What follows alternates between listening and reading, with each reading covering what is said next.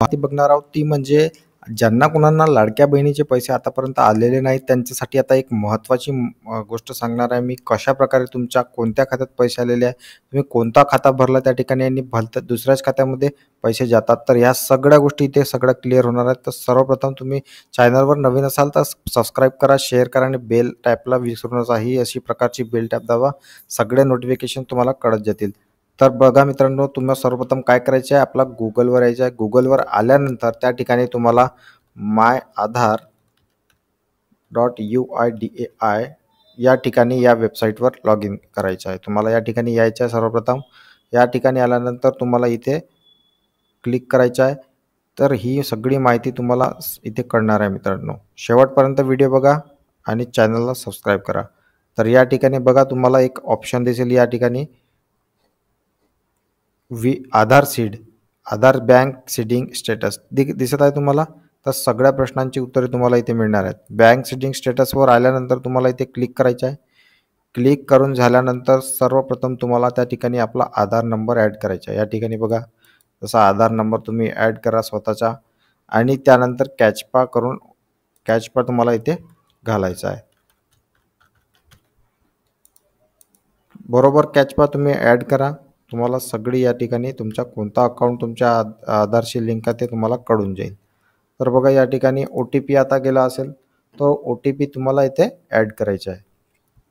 कॅचपा टाकल्यानंतर लगेच OTP तुमच्या रजिस्टर्ड मोबाईल नंबरवर जातो जो आधारला लिंक आहे. OTP गेल्यानंतर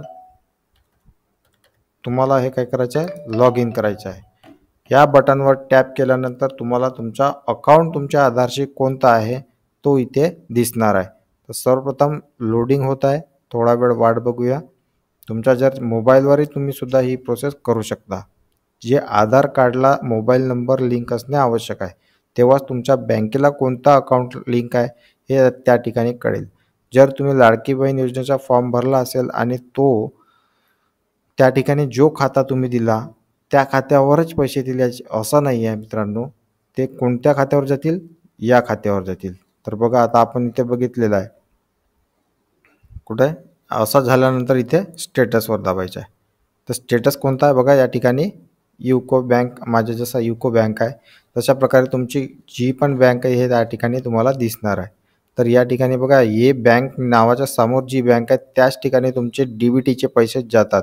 ते कुठलेही योजनेचे पैसे असोत, DBTचे जे काही पैसे आहेत ते तुमच्या याच खात्यावर जातील. या ठिकाणी जी बँक आहे त्याच खात्यावर. आता तुम्हाला काय करायचं आहे, या ठिकाणी जर तुमची कोणतीच बँक असेल नाही, जर माझं या ठिकाणी आहे म्हणून या ठिकाणी काय दिलेलं आहे की मॅपिंग झालेली आहे, your Aadhaar bank mapping has been done. तर तुमचे जर आधार लिंकच नाही आहे, तुमच्या जर आधार याच ठिकाणी स्टेटस कोणताही अकाउंट नंबर टाकलेलाच नाही आहे, तर तुम्ही ॲड करू शकता. तर ती ॲड करण्याची प्रोसेस कशी आहे ती पण या व्हिडिओमध्ये सांगणार आहे. तर सर्वप्रथम चेक करून घ्या अशा प्रकारचा जर अकाउंट नंबर आहे का. त्याच खात्यावर जाऊन तुम्ही DBTचे पैसे चेक करा, लाडक्या बहिणीचे पैसे त्याच खात्यावर गेलेले असतील किंवा इतर पैसेसुद्धा त्याच खात्यावर जातात. आता सर्वप्रथम तुम्हाला काय करायचं आहे की या ठिकाणी NPCI म्हणजे तुमच्या इथे या ठिकाणी तुम्हाला आता अकाउंट नंबर ॲड करायचा आहे. नसेल तर, असेल तर राहू द्या, पण नसेल तर ॲड करता येते किंवा तुम्हाला हा अकाउंट चेंज पण करता येते. त्या ठिकाणी आपण काय करायचं आहे, सर्वप्रथम गुगलवर आल्यानंतर NPCI या वेबसाईटवर तुम्हाला ॲड करायचे आहे. या ठिकाणी क्लिक करायचं आहे, चालू करायचे आहे गुगलवर. त्यानंतर NPCI.org.in ही वेबसाईट तुम्ही जर ॲड केले तर तुमच्या समोर इंटरफेस येईल. त्या वेबसाईटचा इंटरफेस आल्यानंतर तुम्हाला काय करायचं आहे, कन्झ्युमर या ऑप्शनवर क्लिक करायचं आहे. ह्या ठिकाणी दिसत आहे कन्झ्युमर या टॅबवर क्लिक करायचं. त्यानंतर स्क्रोल डाऊन करून तुम्हाला इथे बघा हे UPI complaint, other products complaint अशा प्रकारचे ऑप्शन दिसत आहेत. ATM लोकेटर आणि डिजी साथी इन्फॉर्मेशन हे सगळे ऑप्शन तुम्हाला दिसत आहेत. तर या ठिकाणी शेवटचे ऑप्शन दिसत आहे, या ठिकाणी आधार सीडिंग इनेबलर, भारत आधार सीडिंग इनेबलर हा जो ऑप्शन दिसत आहे मित्रांनो, यावर तुम्हाला काय करायचं आहे, क्लिक करायचं आहे. क्लिक केल्यानंतर लगेच तुमच्यासमोर नवीन विंडो ओपन होईल. कदाचित तुमच्या ठिकाणी वेळ पण लागू शकते, उशीर पण लागू शकते. माझ्या ठिकाणी आता लवकर झालेलं आहे. ही वेबसाईट लोड करत असते मित्रांनो, याच्यावर खूप सारा प्रॉब्लेम येत असतो, त्याची काळजी करू नका. तुम्ही ट्राय करत राहा, तुम्हाला नक्कीच येईल. आता ओपन झालेला आहे. तर आता या ठिकाणी काय करायचं आहे, तुम्हाला तुमचा आधार नंबर ॲड करायचा आहे. आधार नंबर ॲड करून झाल्यानंतर तुम्हाला काय करायचं आहे, इथे सीडिंग. तुम्ही कसं काय करता आता, आधार सीडिंग करता की डिसीडिंग करता? अकाउंट नंबर लागलेला आहे ना तुमचा, नाही आहे म्हणून तुम्ही ॲड करता, म्हणून तुम्हाला सीडिंग करायचं आहे. जर तुमचा अकाउंट डिसीडिंग करायचा आहे, म्हणजे जो अकाउंट नंबर आहे त्याला चेंज करायचा आहे, तुम्ही डिसीडिंगवर क्लिक करा. आपल्याला ॲड करायचे आहे ते सीडिंग करायचं आहे. फ्रेश सीडिंग, आपली सीडिंग काय आहे, ही फ्रेश आहे. Movement with in the same bank with another account, काय ही अनदर अकाउंट जर दुसरं अकाउंट करायचं असेल तर. जर movement one bank to another bank, दुसरी बँक जर ॲड करायची असेल, ऑलरेडी बँक आहे तर हा ऑप्शन क्लिक करायचा. आता आपला काय आहे, या ठिकाणी फ्रेश सीडिंग करत आहोत. इथे बँक कोणती सिलेक्ट करायची आहे, bank of Baroda, Canara bank, Indian bank, Indian overseas bank and Karnataka Vikas Grameen bank.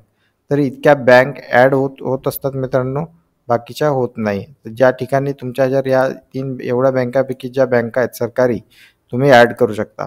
इथे आपला अकाउंट नंबर ॲड घालायचा आहे. अकाउंट नंबर घालून झाल्यानंतर इथे हे 2 ऑप्शन आहे, याच्यावर टिक करून हा कॅचबॅक तुम्हाला इथला जसाच्या तसा ॲड करायचा आहे आणि प्रोसीड करायचा आहे. तुमचा त्यानंतर या ठिकाणी जो ऑप्शन आहे, या ठिकाणी जो आधारवर तुम्ही जे प्रोसेस केली, तर या ठिकाणी तुमची बँक काय होईल इथे दिसेल. जर तुम्ही ॲड केली तर तुम्ही ही प्रोसेस बँकेत जाऊन सुद्धा करू शकता. ज्या ठिकाणी ऑप्शन नाही आहेत, बँका नाही आहेत, या ठिकाणी बघा कमी बँका दिसत आहेत, तर तुम्हाला काय करायचं आहे, या बँका व्यतिरिक्त जर दुसरी बँक आहे तर तुम्हाला बँकेत स्वतः जायचं आहे आणि तिथे फॉर्म भरायचा आहे एक आधार सीडिंगचा, ते करून देतात. ठीक आहे, अशा प्रकारची ही प्रोसेस करायची आहे. ही प्रोसेस केल्यानंतर तुम्हाला या ठिकाणी तुमची बँक दिसेल आणि त्याच खात्यावर तुमचे पैसे येत असतील. जरी तुम्ही आपला दुसरा फॉर्म, दुसरा अकाउंट नंबर दिलेला असेल लाडकी बहीणसाठी, त्या अकाउंटवर न येता तुमचे पैसे या अकाउंटवर येतील, हे गोष्ट लक्षात ठेवा.